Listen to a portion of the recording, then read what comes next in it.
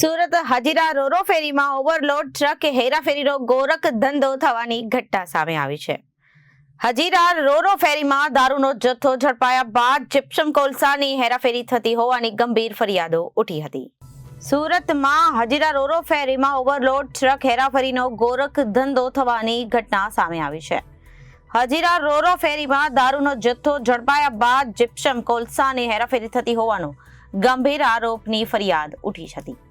Overload truck ભરવાથી મધદરિયે દુર્ઘટના બને તો જવાબદાર કોણ? એક ફેરીમાં જીપ્સમ કોલસાની 50 થી 60 ઓવરલોડ ટ્રક લઈ જતા હોવાની ફરિયાદ વાહન વ્યવહાર વિભાગના સાથે સુરત આરટીઓના આંખ આડા કાનની ઘટના સામે આવી છે અને લોડ કરતી ટ્રકના વજન માટે ક્રોસ વેરિફિકેશન જેવી કોઈ સિસ્ટમ નથી તેમ આરોપ લગાવવામાં આવ્યો હતો.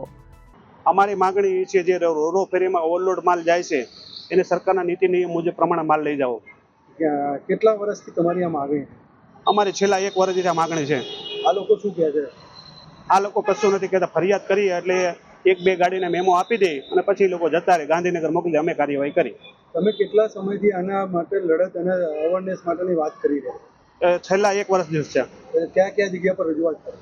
ગાંધીનગર આપણે આરટીઓ ઓફિસમાં કરેલી છે. અમે મેન ફરિયાદ ગાંધીનગર આરટીઓ ઓફિસમાં જ કરીએ છીએ. હા, તો એમના તરફથી શું? એના તરફથી પ્રોસેસ ચાલુ છે એમ કહે છે. હવે આજમાં જે આરટીઓમાં જે પાસિંગ કરેલી ટ્રકો છે એમાં આમાં કઈ રીતનું ગાલમેલ થઈ રહ્યું છે? એમાં એવું છે આ લોકો પાસિંગ કરવામાં કાયદેસર સરકારનું પાસિંગ જે હોય ને 55 ટનનું એ લોકોને પાછળની ટ્રોલી કાઢી એની ઉપર ડમ્પર બેસાડી દે છે અને એને 27 ટનનું પાસિંગ કરી નાખે છે. ગાડી તમે ઊભી રાખો તો એ કાયદેસર ગાડીના પેપર માગો તો 55 ટન પાસિંગ ના હોય છે અને ગાડી 27 ટનની હોય છે. આમાંથી જે અકસ્માત થાય તો કયા પ્રકારની જોખમ આમાં રહેલું છે? આમાં જ્યારે અકસ્માત થાય ત્યારે ઇન્સ્યોરન્સ તમને હાથ ઊંચા કરી દે કે ભાઈ આ વસ્તુ અમારું વ્હીકલ જ નથી. Reporter Arvind Rathod, Janadesh news, Surat.